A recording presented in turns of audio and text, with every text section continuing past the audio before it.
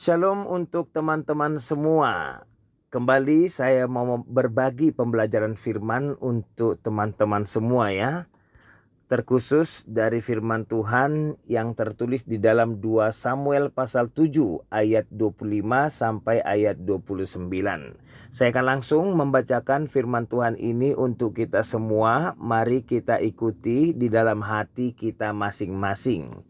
Firman Tuhan tertulis di dalam 2 Samuel pasal 7 ayat 25 sampai ayat 29. Beginilah firman Tuhan. Dan sekarang ya Tuhan Allah, tepatilah untuk selama-lamanya janji yang kau ucapkan mengenai hamba-Mu ini dan mengenai keluarganya. Dan lakukanlah seperti yang kau janjikan itu. Maka nama-Mu akan menjadi besar untuk selama-lamanya, sehingga orang berkata, Tuhan semesta alam ialah Allah atas Israel. Maka keluarga hamba-Mu Daud akan tetap kokoh di hadapan-Mu. Sebab Engkau Tuhan semesta alam, Allah Israel, telah menyatakan kepada hamba-Mu ini demikian. Aku akan membangun keturunan bagimu. Itulah sebabnya hamba-Mu ini telah memberanikan diri untuk memanjatkan doa ini kepadamu. Oleh sebab itu ya Tuhan Allah, Engkaulah Allah dan segala firman-Mu lah kebenaran. Engkau telah menjanjikan perkara yang baik ini kepada hamba-Mu. Kiranya Engkau sekarang berkenan memberkati keluarga hamba-Mu ini, supaya tetap ada di hadapan-Mu untuk selama-lamanya. Sebab ya Tuhan Allah, Engkau sendirilah yang berfirman, dan oleh karena berkat-Mu, keluarga hamba-Mu ini diberkati untuk selama-lamanya. Sampai di situ pembacaan firman Tuhan untuk kita semua ya teman-teman. Nah, saya akan mencoba menerangkan bagian ini di dalam terang topik berkat Tuhan kekal selama-lamanya. Itu terang topik kita, berkat Tuhan kekal selama-lamanya. Baiklah, teman-teman semuanya, Raja David dia berasal dari suku Yehuda ya.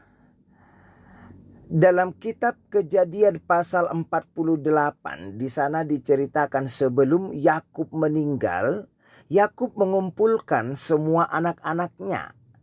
Sesudah semua anak-anaknya itu berkumpul, Yakub mulai berbicara secara profetik kepada anak-anaknya. Apa yang menarik bagi kita sesuai dengan bagian ini tadi, ketika Yakub sampai kepada Yehuda, salah satu perkataan Yakub adalah, saya akan bacakan kepada kita. Yakub katakan kepada Yehuda, tongkat kerajaan tidak akan beranjak dari Yehuda. Saya ulangi ini ya, bagian ini.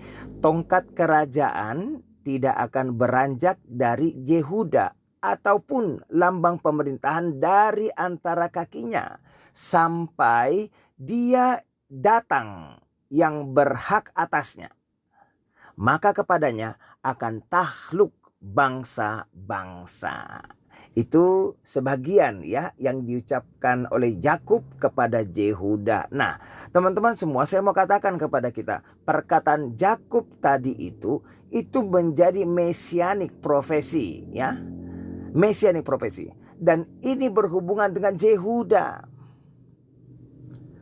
Nah, selanjutnya nubuatan Yakub itu kemudian dipertegas pada masa Raja David, terkhusus dalam 2 Samuel pasal 7 ini. Dan untuk kita ketahui semua teman-teman, orang bijak Yahudi dan juga cendekiawan Kristen sepakat tentang sifat mesianik yang ada di dalam 2 Samuel pasal 7 ini. Baiklah teman-teman semua, saya akan menyampaikan kepada kita hal-hal penting yang perlu mendapat perhatian kita ya, mulai ayat 1 sampai ayat 24. Ini penting sehingga kita perlu untuk memperhatikannya, supaya kita bisa memahami bagian ayat 25 sampai 29 yang adalah bagian terakhir dari 2 Samuel pasal 7 ini. Langsung saja teman-teman semua. Jadi situasinya ketika itu ya. Ketika itu situasinya David sudah jadi raja Israel, benar ya? Tanah perjanjian sudah disatukan dan aman. Yerusalem sudah menjadi ibu kota kerajaan Israel. Dan tabut perjanjian, ini yang penting. Tabut perjanjian Tuhan ada di sana. Nah, teman-teman semua, ketika David melihat ya, dia tinggal di istana sementara tabut perjanjian Yahweh itu ada di dalam tenda, mungkin saat itu David sedang merenungkan di dalam hatinya apa yang tertulis di dalam Ulangan 12 ayat 10 sampai ayat 11. Pertanyaannya, ada apa? Di dalam Ulangan 12 ayat 10 sampai 11, saya akan bacakan kepada kita semua ya, ayat 10. Seperti ini firman Tuhan yang tertulis di sana. Tetapi apabila nanti sudah kamu seberangi sungai Yordan dan kamu diam di negeri yang diberikan Yahweh Allahmu kepadamu untuk dimiliki, dan apabila ia mengaruniakan kepadamu keamanan dari segala musuhmu di sekelilingmu, dan kamu diam dengan tentram, ayat 11, maka ke tempat yang dipilih Yahweh Allahmu untuk membuat namanya diam di sana, haruslah kamu bawa semuanya yang kuperintahkan kepadamu, yakni korban bakaran dan korban sembelihanmu, persembahan persepuluhanmu dan persembahan khususmu, dan segala korban nazarmu yang terpilih yang kamu nazarkan kepada Yahweh. Itu ayatnya yang tertulis di sana. Nah, teman-teman semuanya, tentang ini ya. Tentang ini Rabi berpendapat mungkin ya, David berpikir bahwa dia akan memenuhi janji yang ada di dalam Ulangan pasal 12 itu. Karena saat itu Israel sudah terang, seperti yang disampaikan Yahweh dalam Ulangan 12 ayat 10 sampai 11 tadi. Yang karenanya David memandang baik untuk membangun rumah bagi Yahweh. Ya, David memandang adalah baik jika saya membangun rumah untuk Yahweh. Tetapi apa respon Yahweh terhadap keinginan hati Raja David ini? Yahweh katakan, ya teman-teman, Yahweh katakan, David, you are going to build for me a house? Bukan kamu yang akan membangun rumah bagiku, tetapi akulah yang akan membangun rumah bagimu, David. Itulah respon Yahweh, teman-teman, untuk niat dalam hati Raja David itu. Dan rumah yang dimaksud oleh Yahweh yang akan dibangun untuk David itu adalah dinasti, ya, dinasti untuk Raja David sendiri. Teman-teman semua, saya mau sampaikan sesuatu untuk kita, ya. Saya mau sampaikan sesuatu kepada kita. Sejak Israel keluar dari Mesir sampai Israel masuk ke tanah Kanaan, ya, hingga Israel masuk ke zaman kerajaan, ya. Sejak periode itu, Yahweh dwelling dan traveling bersama dengan Israel. Sekali lagi saya katakan, sejak masa keluaran Exodus sampai Israel masuk ke tanah Kanaan, sampai mereka masuk ke zaman kerajaan, Yahweh dwelling dan traveling bersama dengan Israel. Jadi itu ada sekitar 5 abad, teman-teman. Ada sekitar 5 abad ya, sejak Israel keluar dari Mesir sampai ke zaman Raja David. Di sana Yahweh dwelling, di sana Yahweh traveling bersama umatnya di dalam apa? Tabut perjanjian. Yang mana tabut perjanjian itu diletakkan pada awalnya di tenda pertemuan Ohel, dan selanjutnya diletakkan juga di tabernakel Mishkan. Tetapi apa yang menarik dalam 2 Samuel 7 ini, kata yang dipakai adalah Yeriah. Ya, Yeriah yang artinya apa? Tirai, itu artinya. Ini mungkin mau menekankan kepada kita tempat tabut perjanjian itu terdiri dari beberapa ruang yang dibatasi oleh tirai. Apa yang mau saya sampaikan kepada kita melalui ini adalah teman-teman semua, tentang Yahweh yang dwelling dan traveling bersama dengan umatnya ini. Mungkin fokus utama Raja David adalah bagaimana supaya Yahweh selalu ada bersamanya. Mungkin fokus utama Raja David bagaimana supaya Yahweh selalu ada di dekatnya. Sehingga dia merasa dalam hati penting untuk membangun sebuah rumah untuk Yahweh. Dalam pikiran Raja David, rumah untuk Tuhan akan menjadi jaminan kehadiran Yahweh ada di dekatnya.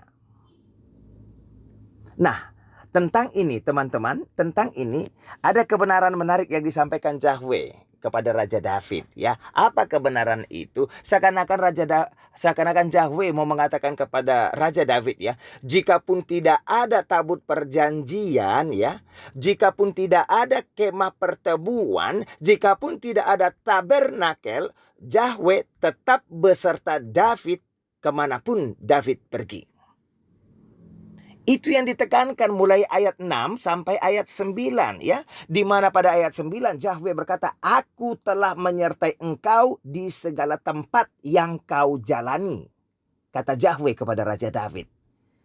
Nah, melalui kebenaran ini teman-teman kita belajar, ya. Kita belajar. Tidak perlu harus ada dulu sebuah rumah untuk Tuhan supaya Tuhan bisa hadir, ya. Artinya tanpa rumah untuk Tuhan pun, ya, tanpa bait suci untuk Tuhan pun, Yahweh bisa hadir menyertai David dan juga Israel. Ini pemahaman yang sangat penting, ya, untuk Raja David ketika itu dan juga untuk kita saat ini. Tapi saya tidak akan memperdalamnya tentang ini. Nah, selanjutnya teman-teman semua, janji Tuhan, janji Yahweh kepada Raja David itu dimulai dari ayat 11 tapi di bagian akhir, ya. Ayat 11 tapi di bagian akhir, terjemahan baru dalam bahasa Indonesia. Dikatakan di sana bagian akhirnya, juga diberitahukan Yahweh kepadamu, Yahweh akan memberikan keturunan kepadamu. Teman-teman, ini janji Yahweh kepada Raja David. Yahweh akan memberikan keturunan kepadamu. Kemudian janji ini berlanjut ke ayat selanjutnya, ayat 12. Dikatakan di ayat 12, apabila umurmu sudah genap dan engkau telah mendapat perhentian bersama dengan nenek moyangmu, maka aku akan membangkitkan keturunanmu yang kemudian, anak kandungmu. Ya, ini bisa kita garis bawahi, anak kandungmu. Dan aku akan mengokohkan kerajaannya.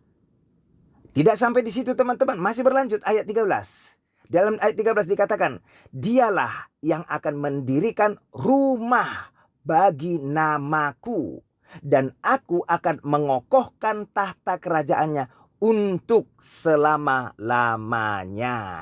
Baik, teman-teman semuanya, melalui apa yang baru saja saya bacakan kepada kita, Yahweh jelas memberitahukan kepada Raja David bahwa keturunan dari Davidlah yang diizinkan oleh Yahweh untuk membangun sebuah bait, sebuah rumah untuk nama Yahweh, ya. Dan ini terwujud oleh anak dari Raja David sendiri yang bernama Salomo, oke? Raja Salomo yang membangun bait suci Salomo. Nah, tetapi ini yang menjadi penting untuk kita perhatikan bersama-sama teman-teman. Ini penting untuk kita perhatikan bersama-sama. Apa itu? Yang dibangun Raja Salomo bukanlah bait untuk Yahweh, ya. Tetapi 2 Samuel 7 ini katakan kepada kita, yang akan dibangun oleh Raja Salomo itu adalah bait untuk nama Yahweh. Sekarang bagaimana kita bisa mau memahami kebenaran ini? Bagaimana kita memahami kebenaran ini? Yahweh berdiam di surga. Bukan berdiam di dalam tempat yang dibuat oleh tangan manusia, ya. Sekali lagi saya ulangi. Yahweh berdiam di surga. Dia bukan berdiam di dalam tempat yang dibuat oleh tangan manusia. Sehingga apa yang mau ditekankan di sini adalah yang akan diam di bait itu adalah nama Yahweh, reputasi Yahweh, dan bukan Yahweh sendiri. Dalam artian seperti ini teman-teman semua. atribut-atribut Yahweh akan hadir di sana, akan nyata di sana, di dalam rumah itu. Sehingga bait yang akan dibangun itu akan menjadi tempat untuk nama Yahweh, ya, bukan tempat untuk Yahweh berlindung.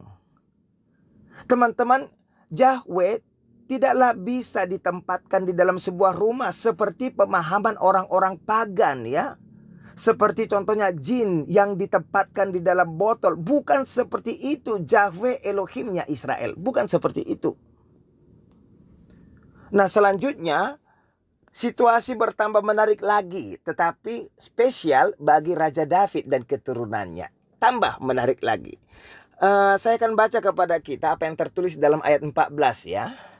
Di ayat 14 itu dikatakan, aku akan menjadi bapanya dan ia akan menjadi anakku.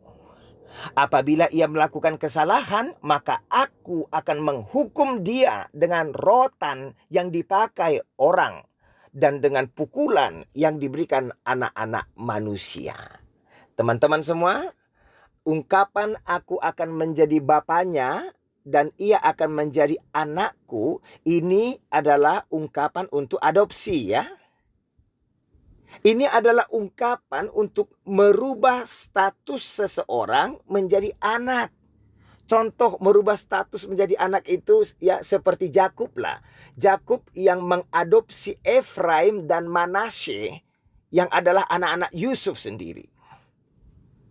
Nah, di sini Yahweh mengatakan bahwa Yahweh akan menjadi bapa dari keturunan Raja David, dan keturunan Raja David itu akan menjadi anak, ya, akan menjadi anak baginya. Dan teman-teman semua, dalam status sebagai anak yang diadopsi inilah keturunan Raja David itu akan memerintah, tetapi bukan di dalam nama David, ya, bukan di dalam nama David. Dia akan memerintah di dalam nama Yahweh sendiri, untuk nama Yahweh. Saya mau sampaikan kepada kita teman-teman tentang ini, ya, tentang ini. Raja Israel itu adalah benar-benar seorang raja, ya.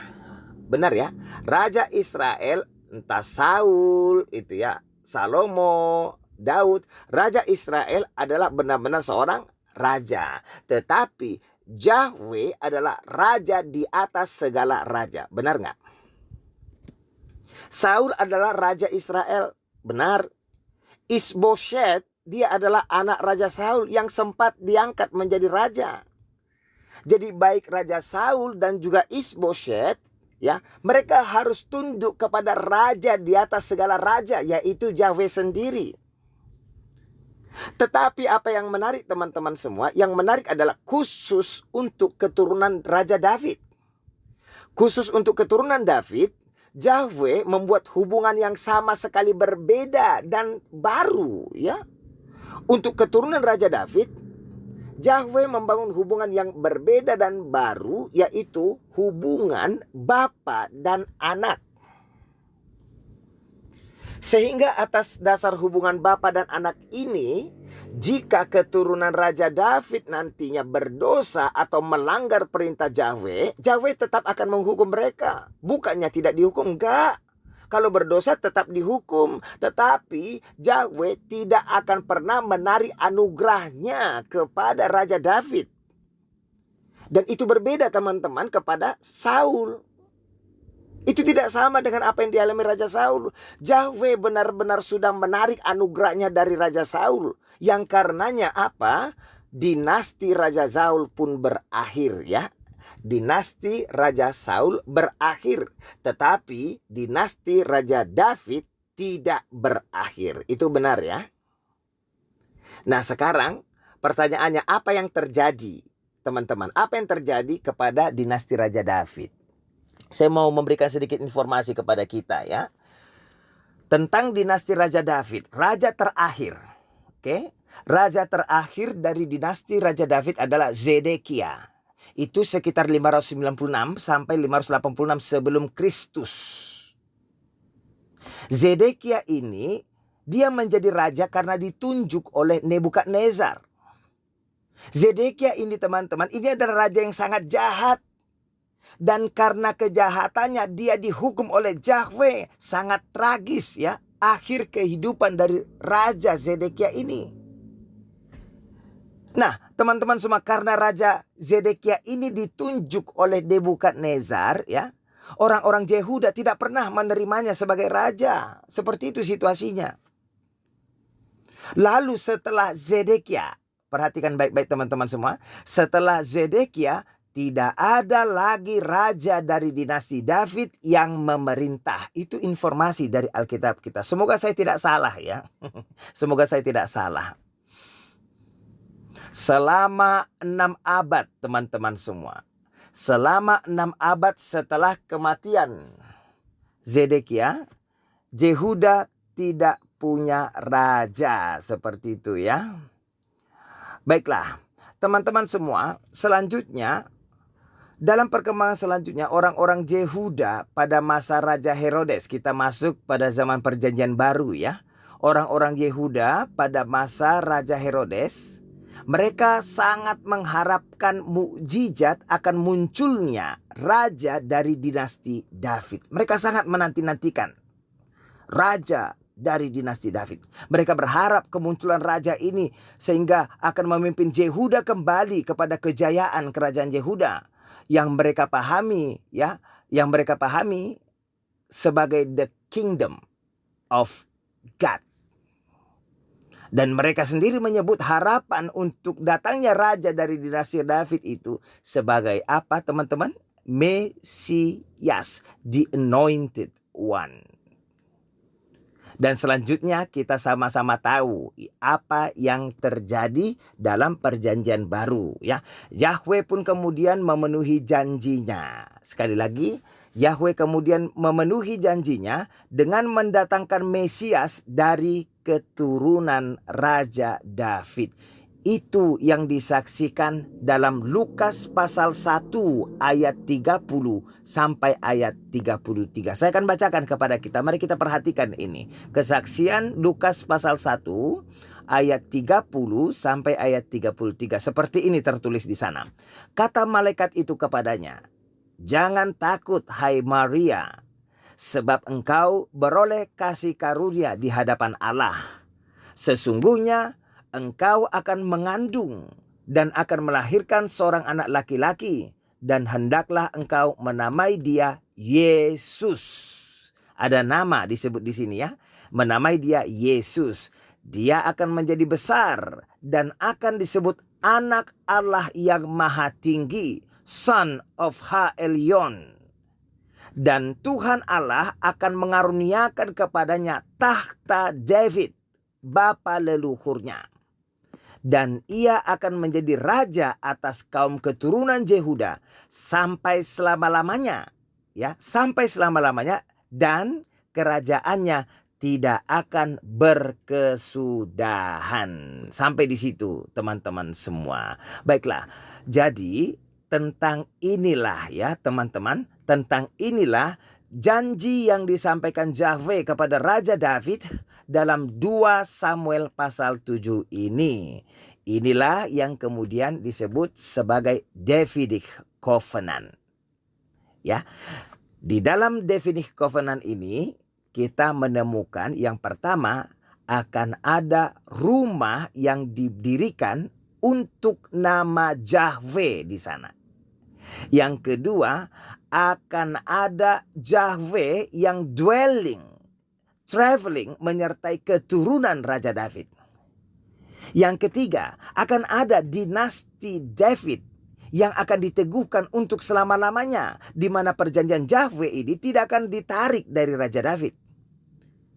Lalu yang keempat, akan ada hubungan bapa dan anak di sana. Dan juga yang terakhir teman-teman semua, yang terakhir, yang kelima, semua ini adalah demi nama Yahweh ya. Semuanya ini adalah demi nama Yahweh. Nah sekarang kita masuk ke ayat 25. Ayat 25 saya akan bacakan kembali kepada kita. Dan sekarang ya Yahweh Allah, tepatilah untuk selama-lamanya janji yang kau ucapkan mengenai hamba-Mu ini dan mengenai keturunannya. Dan lakukanlah seperti yang kau janjikan itu. Teman-teman, dalam bagian ini Raja David mengatakan, Yahweh, tepatilah janjimu.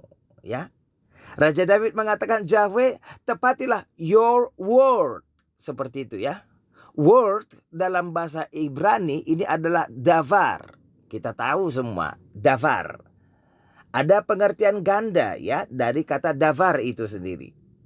Di satu sisi, davar itu berarti firman sebagai pewahyuan dari Tuhan. Dan di sisi yang lain, ini berarti firman yang menjadi daging, yaitu Mesias yang akan memerintah secara kekal, seperti yang disaksikan dalam Yohanes pasal 1 ayat 1. Ya, Yohanes 1 ayat 1 pada mulanya adalah firman. Firman itu bersama-sama dengan Allah, dan firman itu adalah Allah. Seperti itu ya, teman-teman. Nah, teman-teman sobat, di sini ya, di sini seakan-akan Raja David itu mau katakan, aku sudah tahu tentang rencanamu Tuhan. Dari mana dia tahu? Karena engkau mengucapkannya kepadaku, iya kan? Aku sudah tahu tentang rencanamu Tuhan. Kerajaanku ya, ini bukan untuk kepentinganku. Dinastiku ini juga bukan untuk kepentinganku, tapi ini semuanya adalah untuk kepentingan dari firman-Mu, your word. Firman-Mu, Mesias ya. Ini untuk kepentingan firman-Mu Tuhan. Karenanya Tuhan, tepatilah firman-Mu. Karenanya Tuhan, tegakkanlah firman-Mu untuk selama-lamanya. Karenanya Tuhan, tegakkanlah Mesias-Mu untuk selama-lamanya. Nah, teman-teman semua, ini yang membuat menjadi menarik ya. Di sini Raja David memohon kepada Yahweh supaya Yahweh menegakkan dinastinya, physical and spiritual ya, temporal and kekal ya. Yang terakhir saya mau sampaikan kepada kita ayat 29 lah. Yang terakhir mau saya sampaikan kepada kita ayat 29-nya, 29 saja yang terakhir. Dikatakan dalam ayat 29, kiranya engkau sekarang berkenan memberkati keluarga hamba-Mu ini, supaya tetap ada di hadapan-Mu untuk selama-lamanya. Untuk ini saya akan ulangi membacanya ya. Ayat 29, kiranya engkau sekarang berkenan memberkati keluarga hamba-Mu ini supaya apa? Tetap ada di hadapan-Mu untuk selama-lamanya.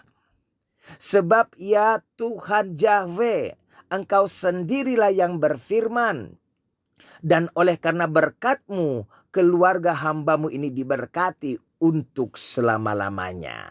Teman-teman semua, di ayat yang terakhir ini ya, Raja David menutup doanya supaya Yahweh mencurahkan berkat-berkatnya ke atas keluarga David untuk selamanya. David menutup doanya supaya Yahweh tidak menolak Raja David dan keturunannya untuk selama-lamanya. Apapun yang terjadi, apapun yang dilakukan ya. Separah-parahnya pun Zedekia, David berkata, jangan tolak.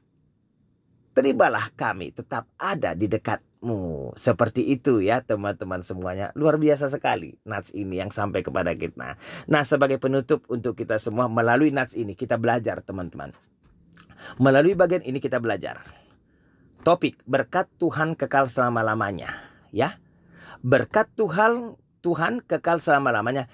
Ini diungkapkan melalui nubuatan Yakub kepada Yehuda, yang kemudian ditegaskan di dalam perjanjian Yahweh kepada Raja David, Davidic Covenant, yang mana Yahweh tidak akan menarik anugerahnya dari Raja David. Berkat Tuhan kekal selama-lamanya. Ini bukan untuk kepentingan Raja David ataupun kepentingan keturunannya, tetapi berkat Tuhan kekal selama-lamanya. Ini untuk kepentingan Yahweh teman-teman. Berkat Tuhan kekal selama-lamanya. Ini semuanya terwujud di dalam firman Tuhan. Mesias, sang firman yang menjadi daging dan akan memerintah kekal selama-lamanya.